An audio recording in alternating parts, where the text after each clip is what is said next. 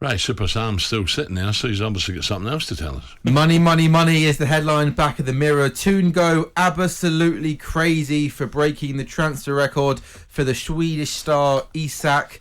This really, boys, the main football story across all of the back pages. Same in the Mail. Newcastle's record £60 million deal for Isak.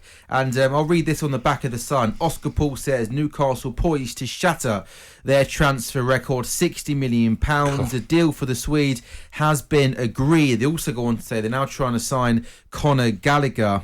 Newcastle have made Isak the top target earlier on in the summer, but Toon Chiefs moved swiftly after main striker Callum Wilson picked up another hamstring injury against Man City. So it seems as if that injury, Gabby, has pushed Newcastle into making this signing. It's a lot of money. He's got a good record. Do you see it being a good fit? I think it will, yeah. I feel that Newcastle have surprised me a bit, though, Sam, to be honest. Good start. Yeah, no, not even the start out. I mean, about the way they haven't just splashed all their cash, on crazy players. They brought in some top talent. Dan Burn come in, didn't he? And Botman come in, and it's a good striker. Callum Wilson, injury record. You can't afford to be left with Chris Wood. No offence to Chris Wood, but he's not where Newcastle are going at the moment. So they need to bring in a better option because he keeps getting these injuries. Callum Wilson, his hamstring again.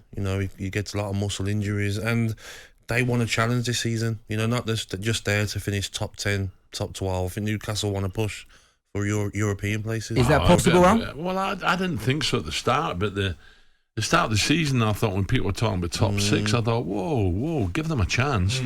But the way they've started, crikey, they play with that spirit. And if they keep slashing the cash now, another 60, 65. A few more days left to the window. Who knows? 9 goals in 37 games for Sweden. That's good, very good. 33 goals, none and 5s in La Liga. So again, the guy knows where the back of the net is. But if they can keep it going, it'd be wonderful. And if they get anywhere near the top 6, I'll doff my hat and say, brilliant, I got it wrong. I thought top half would be probable, but not any higher than that. Just talking of transfers and big money transfers, we have mentioned this on the show this week, but the Anthony Gordon to Chelsea transfer saga is still going on. Too much. Chelsea wanted around £60 million. There's a good piece by Dom King in the Mail today on when they played each other, Everton and Chelsea, opening day of the season. Tuchel saw him up close and personal, was really impressed with Gordon. That was the day where he said, I want this kid. Do you think it's a lot of money? £60 million out. But to be fair to the kid, when Everton was struggling, he was the shining light. He was the one who was the best player, wasn't he? He was putting himself about. He was flying into challenges. He was covering every blade. The crowd were really, really loving his effort. He's 100%. But I just feel it's a lot of money. But you can't turn it down if you're Everton. You have to sell him. Everton need better attacking players, especially strikers. They need 2 strikers, Everton. They've only got Rondon at the moment. Calvert-Lewin keeps getting injuries. Use that 60, 65 million, bring in 2 strikers. Arsenal as well, by the way. Let's give Arsenal a shout up there. Do you know what I mean? They've started, the pre-season looked really good. Party Parlour told us he was so impressed.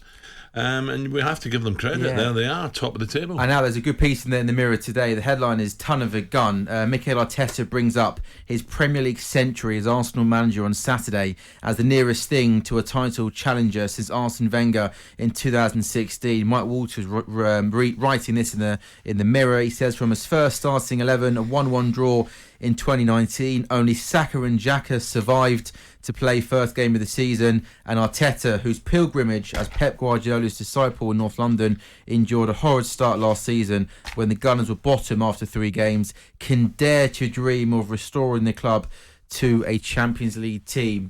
Gabby, be honest, when Arteta was struggling, sort of season before last, and last season a horrible start, did you think that this time next year people are talking of them or potentially being, maybe not winning the league, but certainly challenging for it? Has Arteta surprised you at how well he's done? 100%. I think last season when they were struggling at the start of the season, I thought to myself, he's come from Pep's shadow, tried to do what Pep's done at Manchester City. He's not going to work with these Arsenal players, but he's proved me wrong, everyone wrong.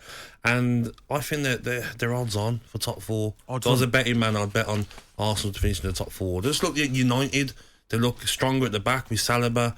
They look like they've got that winning mentality now, bringing in Spurs just too Zinchenko and behind. These Jesus. are front scoring goals. Exactly. Tottenham just 2 behind. When's it? Yeah. Wednesday? Tottenham, West Ham. West Ham. Week Wednesday, yeah. And the way West Ham are going at the moment, you've got to fancy Spurs a wee bit, haven't you?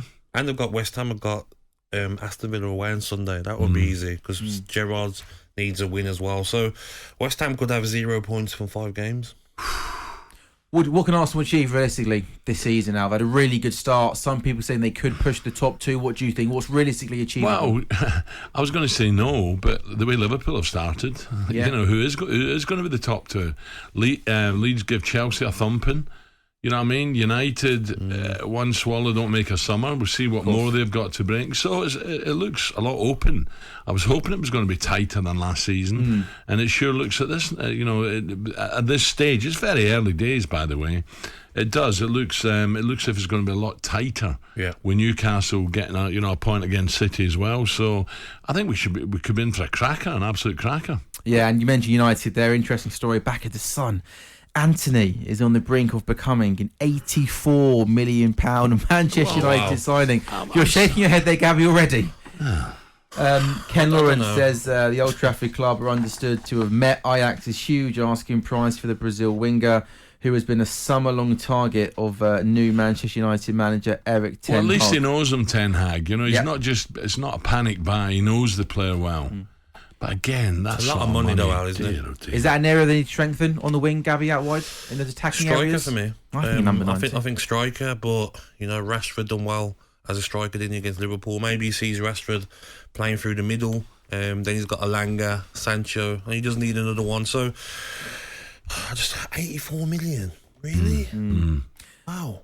A lot of money, isn't it? And also should mention as well, there is a lot of cricket as well across all the back pages today. Second Test match.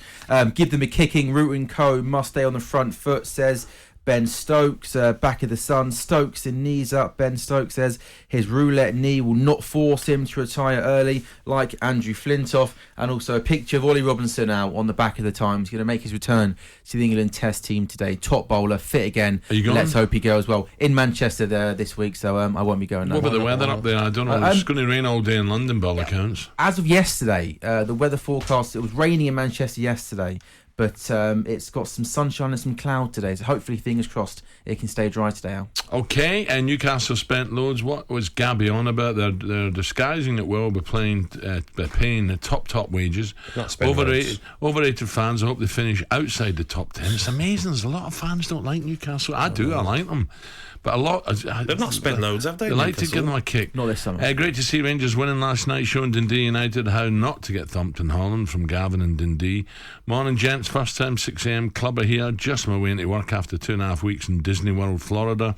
This show is pulling me through right now. Keep up the good work, guys. Josh in Ely in Cambridgeshire. Brazil, you can't use words like tentative with Gabby. He doesn't know what it means. Max, Max, come on. Bang out, Maxie. He's right though. He's bang on, isn't it? Max, come on. Have a heart, Max. He or she's right. talkSPORT Breakfast with Alan Brazil. Thursday and Friday morning, 6 till 10.